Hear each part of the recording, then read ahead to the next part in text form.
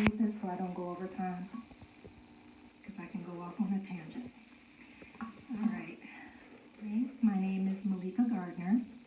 For the past 10 years, I've been deeply engaged in the Evanston community through my platforms, Evanston Live TV and Where the People Meet, and also passing state legislation in education, and simply just listening to the residents of Evanston. One of the biggest concerns I hear from the residents are from the long-term residents. They have a serious concern that they won't be able to age in place, something that they had planned to do decades ago. They have concerns that their children won't be able to take over the property. They have concerns that their children won't be able to move back to Evanston just to purchase their own home. And home ownership has become a challenge. Evanston has become very expensive. I'm aware of the senior exemption. I'm aware of the senior freeze, but as you all know, I'm sure, that there's a cap on the income, $65,000. And what I have found in listening to the residents, some of them make a little bit more than $65,000, so therefore they can't take advantage of those programs. Councilmember Clare Kelly and I have had multiple meetings with Cook County. They're working on programs as well. They've been trying to change the income cap. It hasn't happened. They've been trying over the past several years. It hasn't happened. They're also working on a new program that's similar to what Clare Kelly and I and the residents want to present to the city of Evanston. But one of the representatives said that it'll probably pass in about a year or two. So the clock is ticking, and our residents here in Evanston, we can't afford to wait. This all started when I watched a very heated debate on City Council back during the pandemic. It was between Councilmember Peter Braithwaite of the 2nd Ward and Councilmember Tom Suffredin of the 6th Ward. And during the pandemic, a discussion came up about increasing the property taxes. Tom Suffredin was against it because we were in a crisis around the world. Peter Braithwaite was about supporting the system and the status quo. We must increase the property taxes no matter what's going on in the world. That conversation stuck with me. It stuck with me. And I've been thinking about how can we assist the residents since that day. Just give me a little grace here. Since then, I've watched Councilmember Devon Reid propose new ways to bring in new revenue.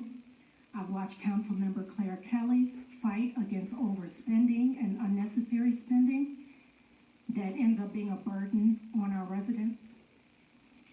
I invited State Representative LaShawn K. Ford to come onto my platform, and the room was filled with residents from Evanston, and their biggest concern was being priced out.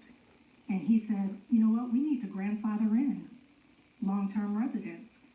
So that idea evolved into the Evanston Property Tax and Rent Circuit Breaker Program.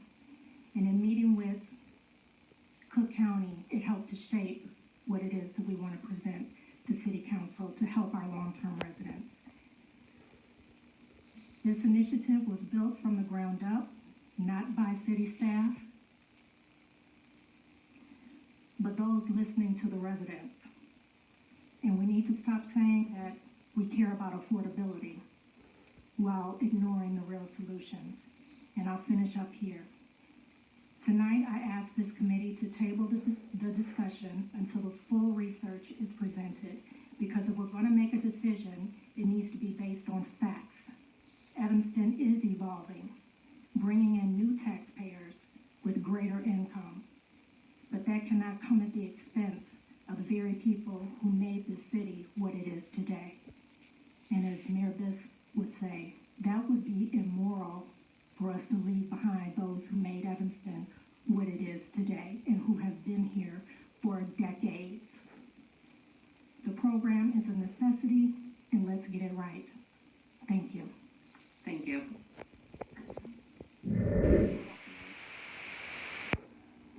Hi, Hi, can you hear me? Yes, we can. Okay, hi, good evening.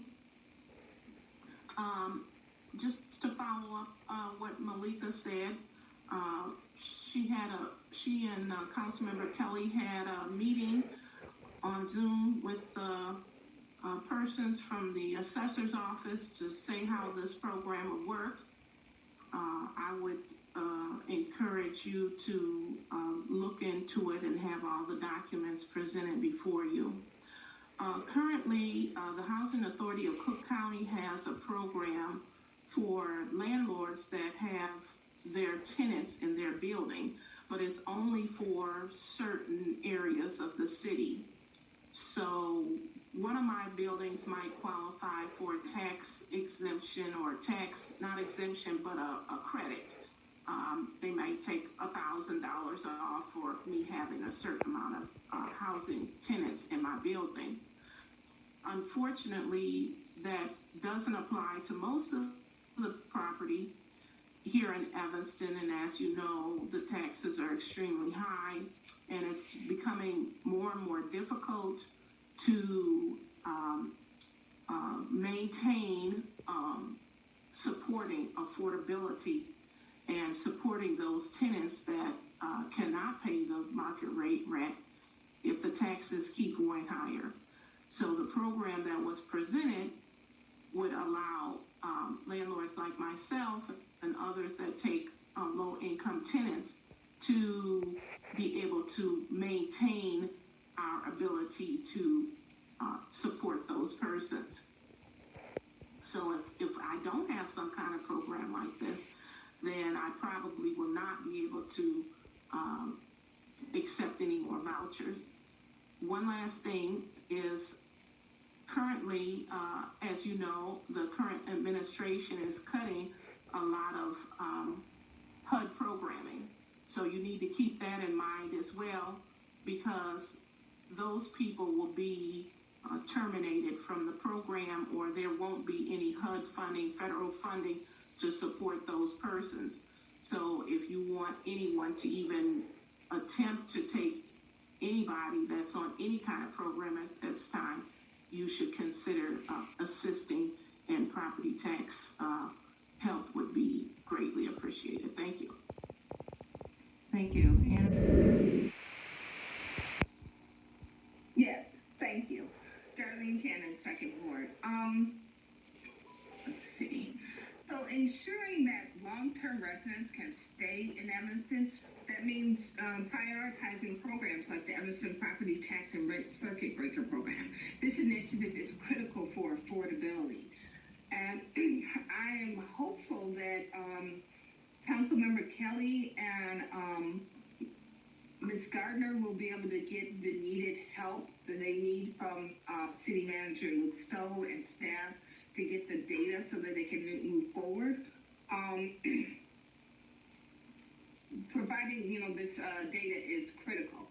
Councilmember Kelly and Meleika have taken upon themselves to gather data, and with the help of Cook County Assessor's Office, but more work is needed. We must push for this program to get the attention, and not just simply the attention, but so that it can go forward. Let's stand together to keep Evanston livable for everyone. To me, it would be immoral if we ignore this initiative and not help continue to ensure that our variety of people live here equitable, Black, brown, people from different ethnic backgrounds at different income levels, that everyone is able to live here comfortably. So thank you. Thank you.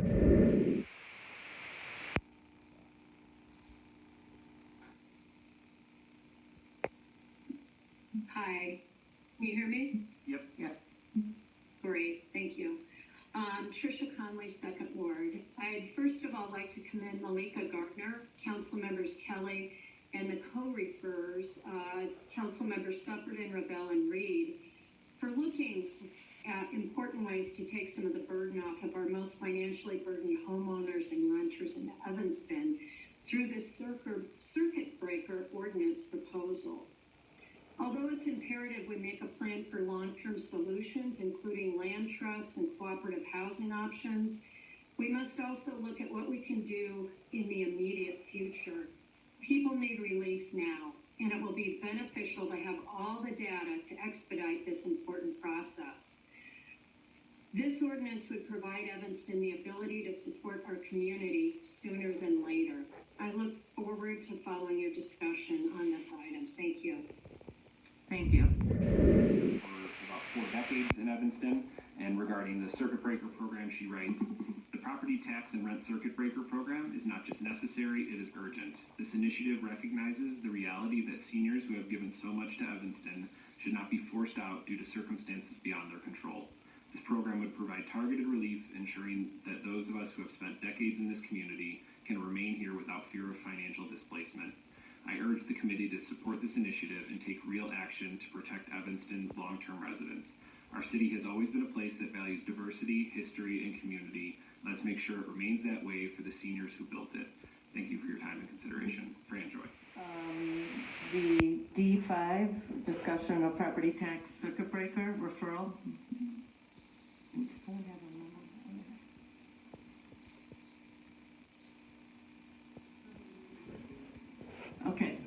Okay, Councilman Kelly. Thank you. I appreciate all the comments. And this is a referral that I submitted along with Eleanor, Revelle, and Tom Suffredin and Devon, Reid. And we're still waiting to get all the. Well, I mean, I think we all understand the point of this. We know many people are often displaced from Evanston because of the high cost of living, and this is a program that would help offset the cost of living targeted for long-term residents. We initially stipulated 20 years or more, and not necessarily, it would be those who are not eligible to receive other property tax breaks. Is there income limits on this? Yeah, so that's part of what we're waiting to get is still, we were able to get from Cook County some of the numbers regarding those who already received the senior citizen freeze, but we don't have the numbers yet to really be able to talk about exactly where those numbers would be. So we know we need to move forward with this program, but we are waiting to get all the stats on the number of long-term residents that are here, and so this would apply, say, to folks also not necessarily 60 or 65, but we have people who are in their 50s who've been here 20 years and who are just living on the brink. So we know this is a very much a needed program. Like I said, the Cook County and the state have just introduced legislation for this, but it'll probably take a long time to get through committees. But this is, states and cities across the nation do this to help really allow people to continue to age in place and not be forced out due to high property taxes. So I look forward to gathering all the data so we can come back with some real specifics for you, hopefully by next month. And are other communities doing this? Yeah, there are other communities, not in Illinois so much, but in other communities in the nation do this, and the whole states do it too. Like I said, the state of Illinois right now, I was hoping that Fritz Kay could come here tonight to talk to you about it. I won't try to. I think I do have actually their initial proposal, which I can share.